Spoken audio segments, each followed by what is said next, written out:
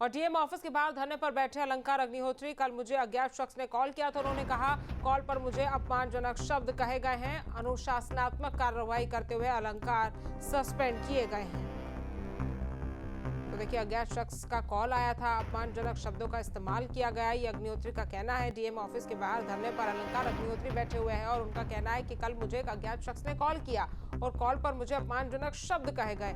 अनुशासनात्मक कार्रवाई करते हुए अलंकार को सस्पेंड किया गया है। तो बरेली में निलंबित सिटी मजिस्ट्रेट अलंकार अग्निहोत्री डीएम ऑफिस के बाहर धरने पर बैठ गए हैं। इस दौरान उनके समर्थक की भारी भीड़ देखने को मिल रही है। इस दौरान उन्होंने कई गंभीर आरोप लगाए हैं। अलंकार अग्निहोत्री ने कहा कि कल उन्हें अज्ञात शख्स ने कॉल किया था जिसमें उन्हें अपमानजनक शब्द कहे गए।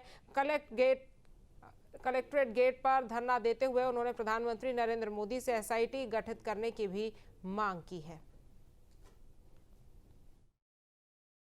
अलंकार अग्निहोत्री के इस्तीफे के बाद लगातार नई नई चीजें सामने आ रही हैं। इस समय अलंकार अग्निहोत्री को पहले उनके घर पर ताले लगा दिए गए, उनके बाहर जो मेन गेट था वहां बंद कर दिया, पुलिस फोर्स तैनात कर दी गई और उसके बाद वो अपने घर से निकले और घर से निकल के सीधे कलेक्ट्रेट पर पहुंचे। जब वो कलेक्ट्रेट पर पहुंचे तो उनको अंदर आने के लिए रोक दिया गया। जब उनको रोक दिया गया तो वो कलेक्ट्रेट गेट के बाहर ही बैठ गए। ये देखिए, कलेक्ट्रेट गेट है और उसके बाद इसको खोल दिया गया है और अब वो यहीं धरने पर बैठे। उनकी मांग है कि जिला अधिकारी खुद जो है उनसे मिलने के लिए यहाँ पर आए और जिस प्रकार कल जब वो डीएम जिला अधिकारी आवास पर उनसे मिलने गए तो उस दौरान किसी एक व्यक्ति का फ़ोन आया था और उस फ़ोन के दौरान उसने आप शब्द कहे थे और कहा था ये पंडित यहाँ इसका दिमाग खराब हो गया, इस प्रकार की बातें कही गई थी, जिसको लेकर उस पर कार्रवाई की मांग की है। और साथ ही उन्होंने ये कहा है कि आप जल्द से जल्द जो है उनको न्याय चाहिए। प्रधानमंत्री नरेंद्र मोदी और गृह मंत्री अमित शाह इस पूरे मामले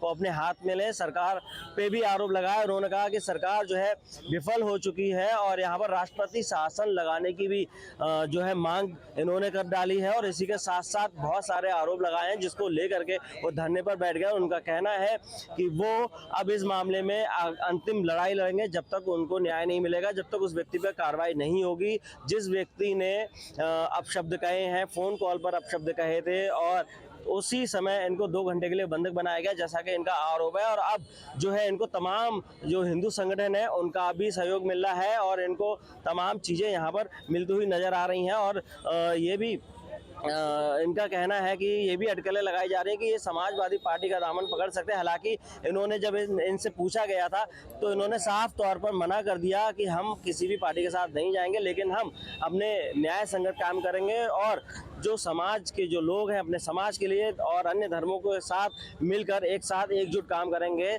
समाज को बांटने का काम नहीं करेंगे। आरोप लगाया कि जिस प्रकार सरकार इस प्रकार का काम कर रही है और हम ऐसा कोई काम नहीं करेंगे। वीडियो जर्नलिस्ट भागीरथ गोस्वामी के साथ मनोज कुमार, न्यूज़ स्टेट बरेली। और सूत्रों के हवाले से बड़ी खबर है, इस्तीफा देते ही सपा के संपर्क में अलंकार आए हैं। नेता विपक्ष माता प्रसाद पांडे से बात की है। माता प्रसाद पांडे को इस्तीफे की जानकारी दी गई है। इस्तीफा देते ही सपा के संपर्क में अलंकार आए हैं। सूत्रों के हवाले से ये बड़ी खबर आपको बता रहे हैं। नेता विपक्ष माता प्रसाद पांडे से उन्होंने बातचीत की है। मनोज हमारे संवाददाता ज्यादा जानकारी के साथ जुड़ गए हैं। मनोज, सूत्रों के हवाले से खबर आ रही है कि इस्तीफा देने के बाद संपर्क में आए अलंकार अग्निहोत्री समाजवादी पार्टी के नेता विपक्ष माता प्रसाद पांडे के साथ, और उसके बाद तमाम अटकलें अब राजनीति से जोड़कर भी यहां पर देखी जा रही है।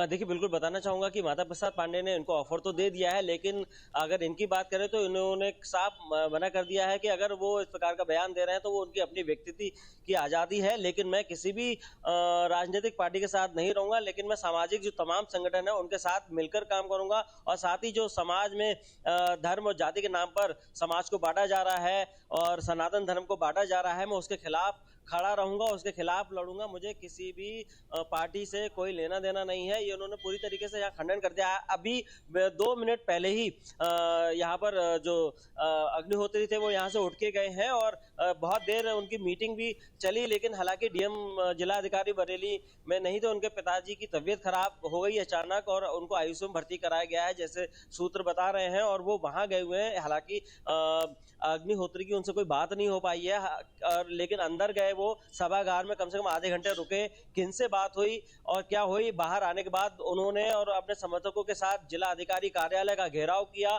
घेराव करते हुए उन्होंने यहाँ पर नारेबाजी की, सनातन धर्म की जय के साथ उन्होंने ब्राह्मणों को आगे बढ़ाने की भी बात कही, तमाम बातें कही और उन्होंने फिर वही आरोप लगाया कि पहले उस व्यक्ति को के खिलाफ कार्रवाई की जाए जिस व्यक्ति ने जो जिला अधिकारी कार्यालय पे जब ये रात को मिलने गए थे वहां पर कोई फोन कॉल आया था, उस फोन कॉल का स्पीकर ऑन था और उन्होंने अपशब्द कहे थे। इसको लेकर इन्होंने नाराजगी जाहिर की है, उसके खिलाफ कार्रवाई की मांग की और इसी के साथ इन्होंने सरकार को भी कटघरे में खड़ा कर दिया। उन्होंने कहा है कि सरकार पूरी तरह विफल है, यहाँ पर राष्ट्रपति शासन लागू किया जाए। एक बड़ा जिस प्रकार बड़े बड़े राजनीतिक लोग जिस प्रकार का बयान देते हैं उसी प्रकार का बयान जो है अग्निहोत्री यहाँ देते हुए नजर आ रहे हैं और तमाम जो अधिवक्ता हैं उनका समर्थन तो मिला ही है इनको। इसी के साथ साथ तमाम सनातन प्रेमी जो है वो इनके साथ यहाँ खड़े हो गए। बरेली में तमाम हिंदू संगठन के लोग भी खड़े हो गए। काफी देर, कम से कम 2 से 3 घंटे वो कलेक्टेड, पहले 1 से 1.5 घंटे कलेक्टेड बाहर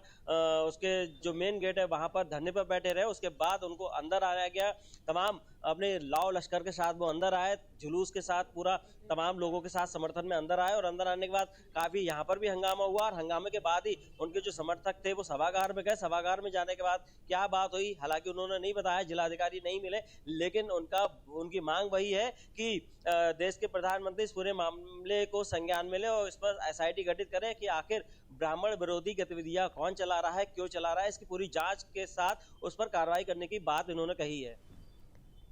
ठीक है मनोज, तमाम जानकारी हम तक पहुंचाने के लिए आपका बहुत बहुत धन्यवाद। आपके मोबाइल पर तुरंत आएगी ब्रेकिंग न्यूज, स्क्रीन पर सबसे पहले दिखेगी बड़ी खबर, देश दुनिया की हर खबर एक जगह। अब आपके मोबाइल पर तुरंत फटाफट इंस्टॉल कीजिए न्यूज नेशन ऐप और रखिए खुद को अपडेट।